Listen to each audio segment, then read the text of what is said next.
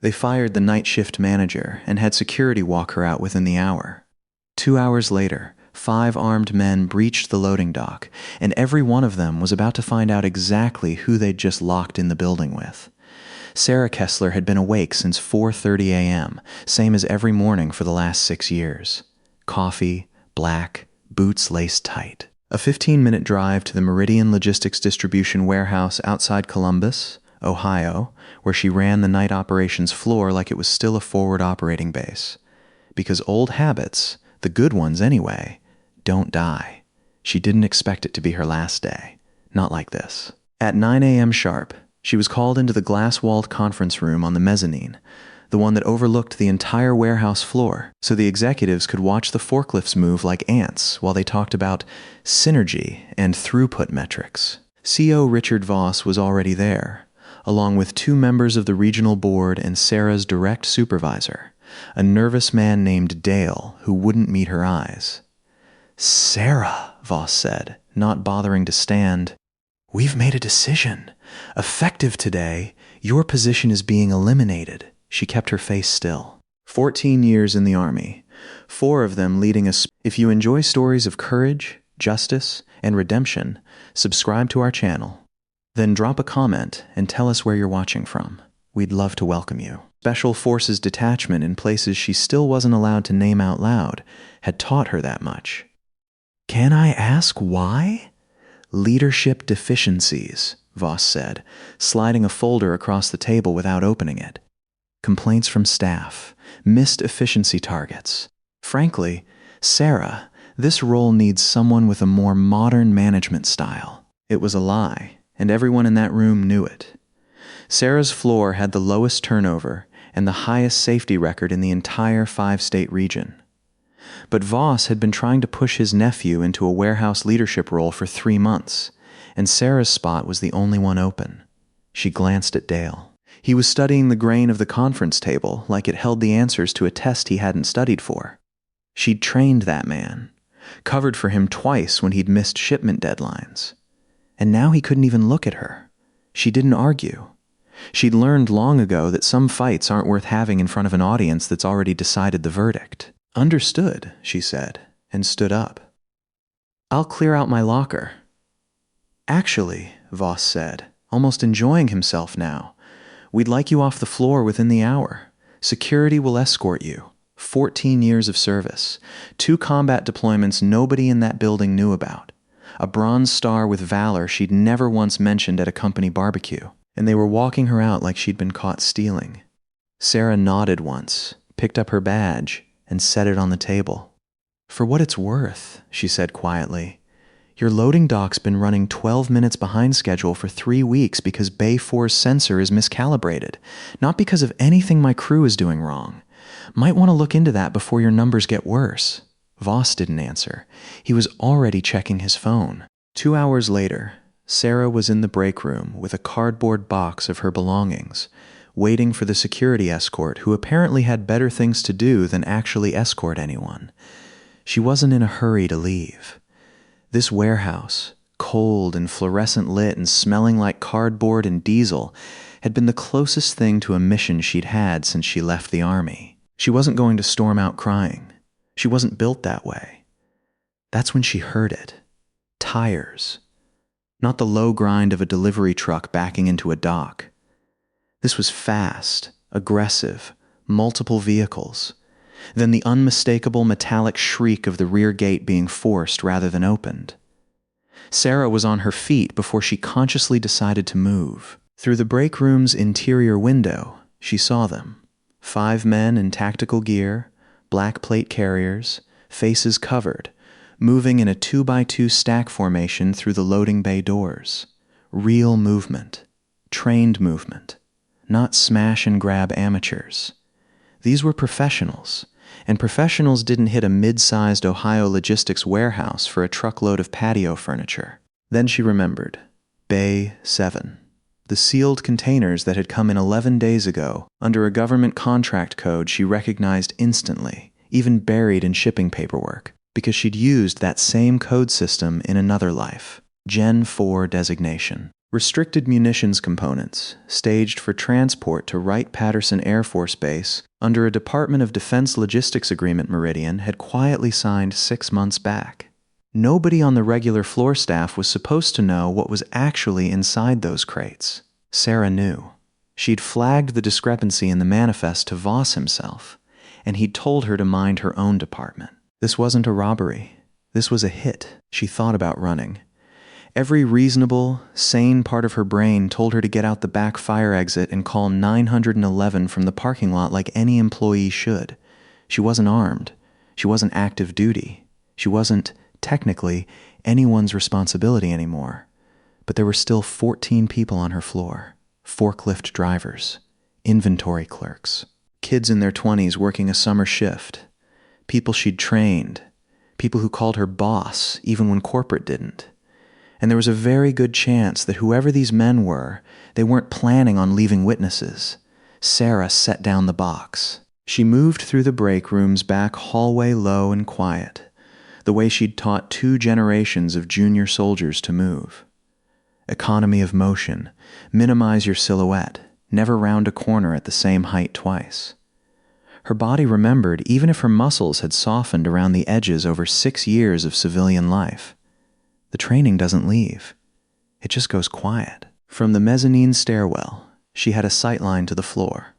4 of the intruders were fanning out toward Bay 7, weapons up, moving in practiced 2-man cover teams. A 5th stood near the breached gate, clearly running overwatch and comms. Sarah's floor staff had scattered toward the far wall, crouched behind pallet racking, terrified. One man's voice crackled through a comm unit that carried just far enough for Sarah to catch fragments. Secure the case. 20-minute window. Exfil at the north gate. She needed a phone. Hers was in her bag, left behind in the conference room. She needed backup, and she needed it now. But calling 911 on a hostile team with military-grade equipment would take minimum 8 to 10 minutes for local PD to arrive. And by then, this crew would already have DOD-restricted hardware loaded into a van and gone. Then she remembered something else. Something she hadn't used in 6 years, but had once used to save her own team's lives in a mountain pass she still saw in her dreams sometimes. Her old unit had a private encrypted channel. A relic system some of her former teammates, now scattered across federal agencies, still kept alive out of habit and brotherhood. A handful of them had gone on to the FBI, the Marshals, Dages. It was against every modern protocol to use it for something like this. It was also her only real shot. She found an old radio in the warehouse maintenance closet, a battered handheld the loading crew used for internal comms, and rigged it, hands moving fast and sure, to broadcast on a frequency she still remembered by muscle memory alone. Then she keyed the mic and spoke 4 words she hadn't said aloud in 6 years. Nightfall requests immediate support. It was a phrase meant for exactly one person, if he was even still listening on that old frequency. Marcus Webb, former teammate, current deputy director at Homeland Security's regional office, 40 minutes away by chopper, 12 by highway if traffic cooperated. The silence on the other end stretched 3 full seconds. Then, Kessler? Sarah Kessler? Is that you? Copy, she whispered. Active hostile team, 5+, military-grade weapons, hit on a DOD logistics shipment at Meridian Warehouse, Route 40, Columbus. I need law enforcement and I need it now. On it. Stay alive, Sarah. I'm rolling everything I've got. She didn't have 12 minutes. She had, at best, 6 before that team finished breaching the container and was gone with a shipment that, according to the manifest she'd read, included precision-guided munitions guidance components. The kind of hardware that ends up on the black market feeding conflicts nobody back home ever hears about. Sarah looked down at the warehouse floor. 14 employees, 5 armed operators, 1 retired Special Forces team leader with no weapon, no body armor, and a set of skills nobody in this building had ever seen her use. She started moving. The maintenance closet had what she needed. Not weapons, but tools. A warehouse is an arsenal if you know how to look at it.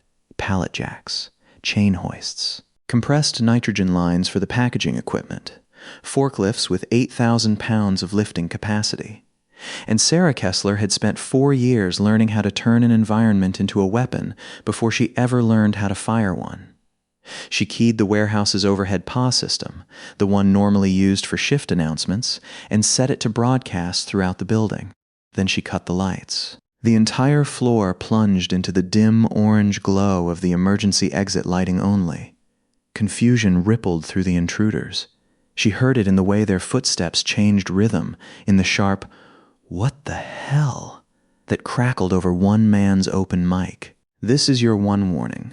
Sarah's voice rang out over the PA, flat and controlled, carrying the same tone she'd once used to order men twice her size into a breach point under fire. "You are in a building with law enforcement inbound. Leave the shipment. Leave now." A burst of laughter crackled back, distorted through cheap comms. "Lady, we don't take orders from a warehouse manager." "No," she said. "You don't." She moved. The first man she found was posted alone near the north gate, exactly where the overheard transmission said their exfil route would be. Sarah came at him from the blind side of a support column, using an idle forklift's raised pallet fork as a moving barrier, and put every ounce of 6 years rusted but still lethal technique into a strike to the base of his skull with a steel pry bar she'd grabbed from a tool cart. He went down hard and silent. She had his rifle, an R platform with a suppressor, in her hands within 4 seconds, cleared and checked before she'd even fully processed what she'd done. Old muscle memory doesn't ask permission. It just executes.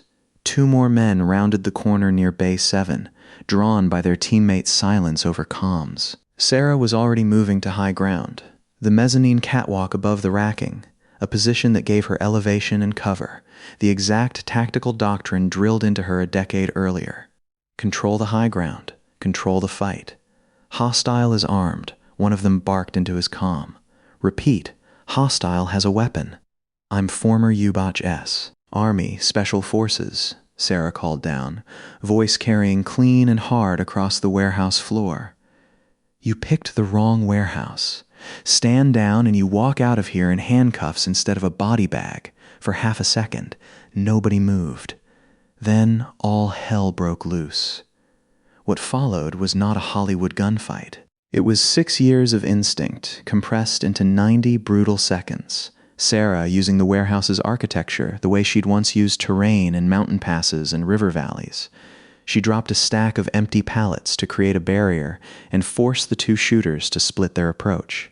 She used a chain hoist control to swing a suspended shipping container half a foot, just enough to clip one man's shoulder and throw off his aim at the critical second. She put 2 precise, controlled shots into center mass on the nearest threat when he rounded the pallet stack. Not out of anger, but because hesitation gets people killed, and she'd buried enough teammates to know that lesson bone deep. The remaining hostiles began to realize, too late, that whoever this woman was, she wasn't a warehouse manager who'd gotten lucky. She was reading their formation, predicting their movement, fighting like someone who'd trained other soldiers to fight this exact way. Because she had. The team leader, the man who'd been coordinating from Bay 7, finally broke from cover, weapon raised, screaming into his comm for immediate extraction. Sarah dropped from the mezzanine catwalk, absorbing the impact into a controlled roll that sent pain lancing through both knees and closed the distance before he could bring his weapon fully to bear. She disarmed him with a wrist lock that would have been taught in the exact same Fort Bragg combatives program she'd once instructed, and drove him face first into the concrete. "Who sent you?" she said, her knee planted between his shoulder blades. "The shipment. Who paid for this?" He didn't answer, but the man zip-tied a few feet away. The one she'd dropped near the north gate, now conscious again and nursing a split lip, started laughing, low and ugly. "You really don't know, do you?" he said, grinning up at her through the dim emergency lighting. "Your buddy in the tie, Dale, whatever his name is, fed us your whole schedule. Knew when you'd be walking the floor, when you'd be in the break room, down to the minute. Even told us this morning you'd be out of the building by 9:30. He laughed again, wetter this time, blood in his teeth. Guy wanted your job so bad he sold you out for it. Figured once the shipment disappeared, you'd take the fall. Incompetent manager, security failure, the whole story wrapped up nice and neat. Voss promotes him into your chair by Friday. Sarah went very still. 6 years. She'd trained that man, covered his mistakes, vouched for him twice to Voss when he'd botched a shipment deadline. And he'd sat in that glass conference room this morning, staring at the table, already knowing what was coming for the 14 people on that floor. And for her, she didn't let it show. Not the fury, not the ache underneath it. She'd learned a long time ago that the moment you let betrayal reach your hands, you stop thinking and start reacting, and reacting gets people killed.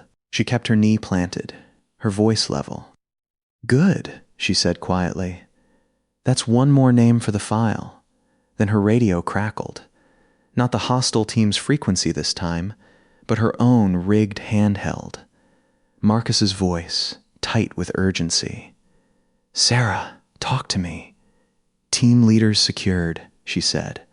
4 down, 1 still breathing near the north gate and running his mouth. Tell your people to bring extra cuffs. And Marcus, when you pull Voss in, pull his floor supervisor too, a man named Dale Whitfield. He fed them my schedule and my termination timeline. This wasn't just a heist. It was a setup with 2 men signing off on it. There was a pause on the other end. Copy that. We'll have both of them by tonight. Sirens arrived 9 minutes later. Marcus Webb's day heist convoy rolled through the breached gate, flanking 3 Columbus PD cruisers and a Franklin County SWAT van, lights washing red and blue across a warehouse floor littered with zip-tied mercenaries, 1 still groaning near the north gate, and 14 employees emerging wide-eyed from behind the racking to find their fired manager standing in the middle of it all, breathing hard, a stolen. Rifle slung over one shoulder like it had always belonged there. Marcus Webb climbed out of the lead vehicle and just stood there for a second, staring at her. Team leader Kessler, he said finally, something between awe and disbelief in his voice. You beat 5 armed contractors with a pry bar and a forklift. I had help, Sarah said. The building did most of the work. He almost laughed, but the moment sobered fast. Sarah, what happened here isn't random. That shipment was flagged internally 2 weeks ago. DayAge has had eyes on irregular activity tied to Meridian's logistics contracts. We think someone on the inside's been feeding shipment schedules to a buyer. It's Voss, Sarah said. She held up the zip-tied team leader's confiscated radio. It's on here. They confirmed the job to him directly. He fired me this morning because I flagged the manifest discrepancy on this exact shipment 11 days ago, and he needed me gone before today. She paused. And it's Dale, my own supervisor. He sat in that termination meeting this morning and didn't say a word, because he's the one who told this crew exactly when I'd be off the floor, and he was set to get my job the second I took the blame for what they stole. Marcus's jaw tightened. You're telling me your termination this morning wasn't a coincidence. It was the trigger. I'm telling you 2 men needed me gone before a buyer's crew showed up for a DoD shipment, Sarah said. One of them signed my termination paperwork. The other one sat next to him and stayed quiet while I cleaned out my locker.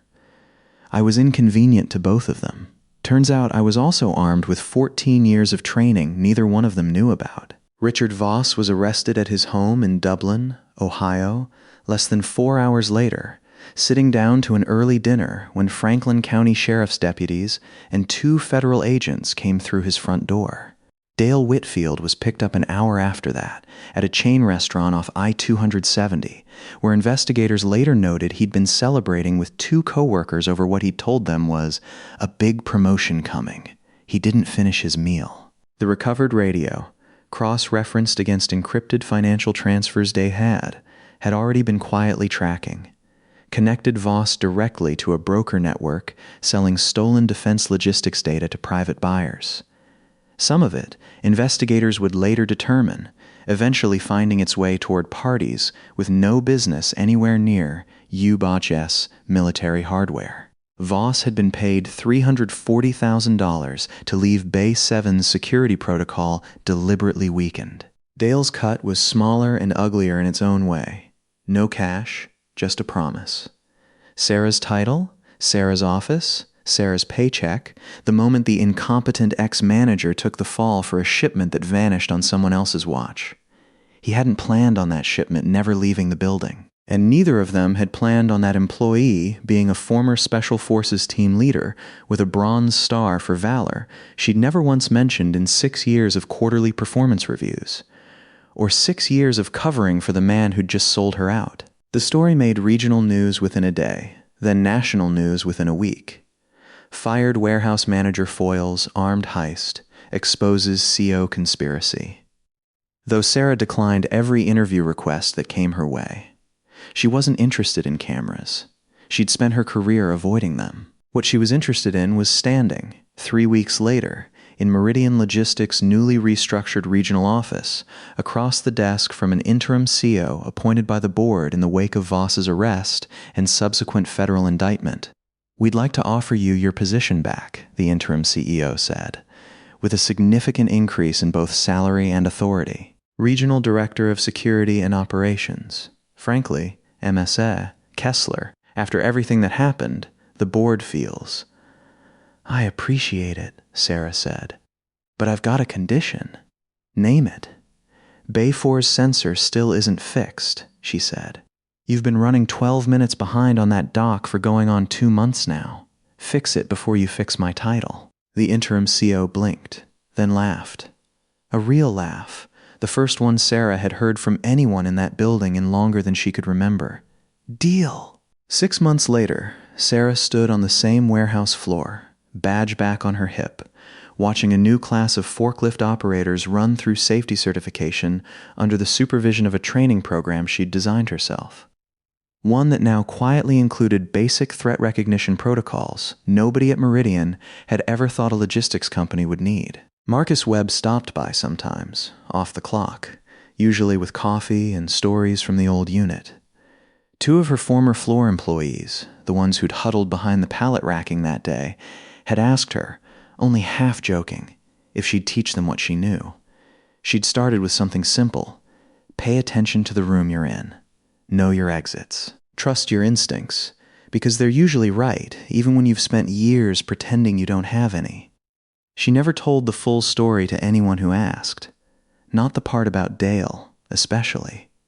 Not out of mercy, but because some betrayals didn't need an audience to matter. The people who'd been on that floor, who'd watched a woman corporate leadership called a poor cultural fit turn a warehouse into a fortress and dismantle an armed heist crew with a pry bar and a forklift chain, already understood something the higher-ups at Meridian had taken far too long to learn.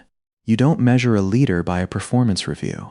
You measure them by what they do when everything falls apart, and nobody's left to give the orders but themselves, and by how they carry it when they learn the fall was never an accident at all. Sarah Kessler had been doing that her whole life.